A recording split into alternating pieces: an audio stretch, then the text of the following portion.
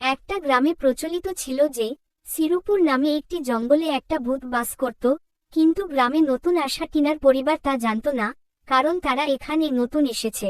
একদিন হঠাৎ টিনা গ্রাম ঘুরতে ঘুরতে সেই জঙ্গলে পাখি দেখতে দেখতে ঢুকে পড়ে অজান্তেই।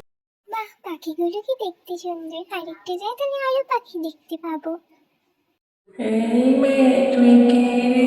তুই জানিস না তুই এখানে এসেছিস কেন? হি হি হি। কে তুমি গো? আমার তো খুব ভয় করছে। আমি হলাম চম্পা। গ্রামের সবাই আমাকে মেরে ফেলেছিল। কিন্তু কেন? আমাকে বলো, আমাকে ভয় দেখিও না। আমি একা থাকতাম, গ্রামের সবাই আমাকে ভালোবাসতো।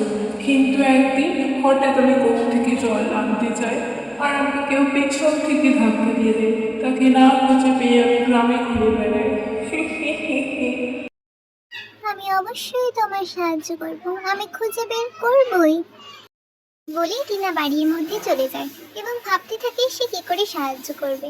এইভাবেই ভাবতে ভাবতে সে ভাবে একটু গাছের তলায় গিয়ে বসে ভাবলেই হয়। কিন্তু হঠাৎ সেখানে ভালোই হয়েছে ওই চম্পা মরে গেছে, আমাকে কেউ ধরতে পারেনি, আমি বেঁচে গেছি। আমি রাগে ওকে ভুলে মেরে দিয়েছিলাম।